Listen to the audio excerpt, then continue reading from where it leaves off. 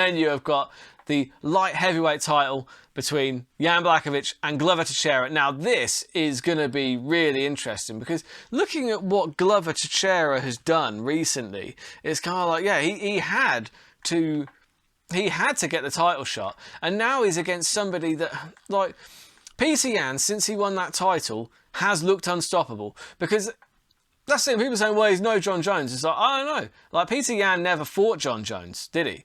Do you know what I mean? So the jury's out on that one. I'm not saying that he would definitely beat John Jones. I'm just saying that they never fought, so it's irrelevant. But he's put on, you know, he submitted Ion Cutelabra. He submitted Thiago Santos. Do you know, he submitted. He beat the fuck out of Anthony Smith. Remember that? Like, Anthony Smith was spitting his teeth out and saying, "Oh, my teeth are here." And yeah, so look. Couple of submissions. I think if Glover Teixeira wins this one, it's probably going to be a submission.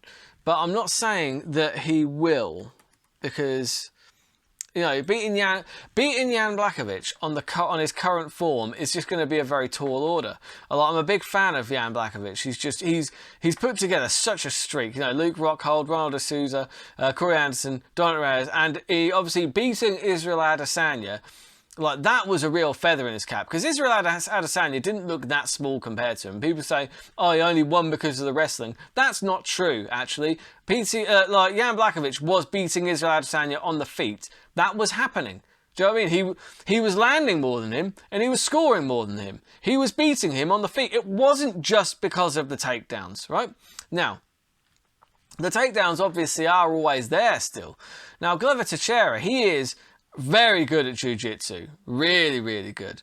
Like, he must be like what black belt? 5th degree black belt in? Oh no, he's a 2nd degree black belt in Brazilian jiu-jitsu. That he's a very high level. That's why you see so many submissions on his record.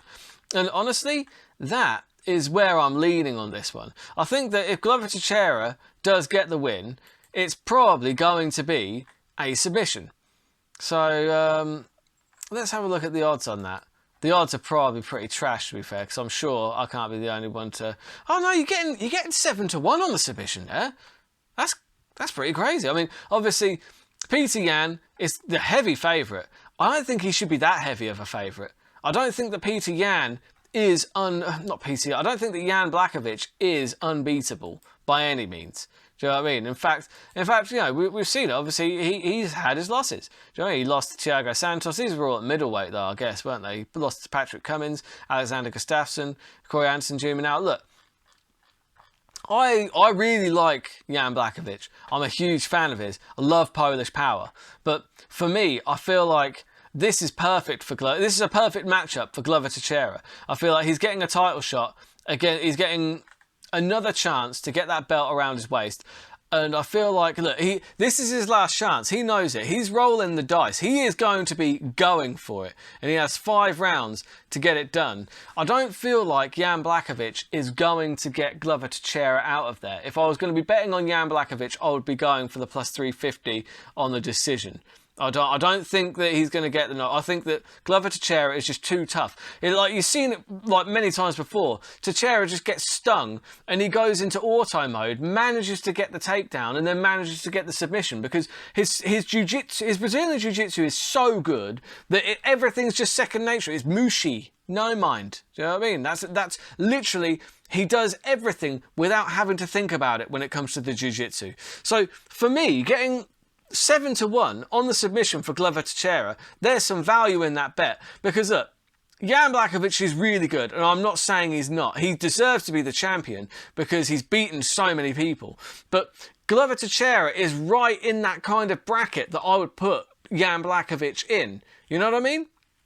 There's John Jones, and then there's the rest of them. And I would still say that, with respect, Jan Blachowicz is probably still there in with the rest of them. Right there with Glover Teixeira, who is sitting at a plus 350 underdog. That's got some value on it for a start, just on its own. But I am going with the submission. That is going on my crazy accumulator, which has now gotten to the impressive price of 10,090 to 1. And that is, of course, with Magomed Ankalaev winning by decision, Li Jiangliang to win by knockout, because I'm just betting that COVID has already beaten Khamzat Chimaev, because if it hasn't, that one's really going to go very heroically wrong. Smart money there is on Chimaev. Don't listen to me. Like I said, I like to do these stupid, crazy bets that really have no chance of coming off. Marcin Tybura, I feel like he's actually got a pretty legitimate good chance to beat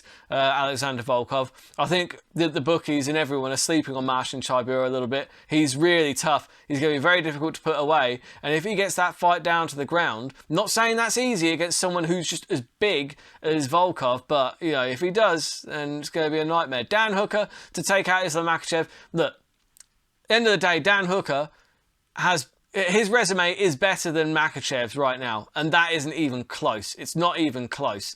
Dan Hooker is the best fighter Islam Makhachev has ever fought, and there is no debate there. There is no debate there. So getting 4-1 on Dan Hooker, I've got to have a go on it. Look, there's every chance Makhachev just steamrolls him, but you've got to admire the balls on Dan Hooker to even take that fight. He doesn't even have to. I respect Dan Hooker a lot, and for that reason, I'm cursing him with my terrible bet. And then you've got Peter Yan. Peter Yan to win by knockout TKO. I think that's a pretty safe bet, if I'm totally honest. And you've got Glover Teixeira by submission. Like I said, I just mentioned it. If he's going to win this one, it's probably going to be by submission. And his jiu-jitsu is so good, it is literally second nature. I love all of those bets, and I love the combination that puts it at 10,000 to 1. Bloody love that. Yeah, so I am going to be putting all of those on. And like I said, I am going to have a cheeky single on the Dan Hooker submission just because I love throwing money away. But yeah, I'm going to be reviewing all these bets. Next week it'll be Tuesday or Wednesday. We'll see how some of them come off. Wrap up the news. If you enjoy the content, please give me a like and give me a subscribe. Let me know if you like the new format of me going through it kind of as I'm talking rather than kind of prepping it all first. I feel like it works slightly better because I'm slightly better when I'm kind of not thinking about what I'm saying. But either way, let me know. Let me know in the comments who you're betting on. Let me know, do you think that the Leech has a chance against Khamzat Chimaev? I don't know if I think that he does. I think he's got a chance. Probably a small one. But until next week, keep those odds long and those bets terrible.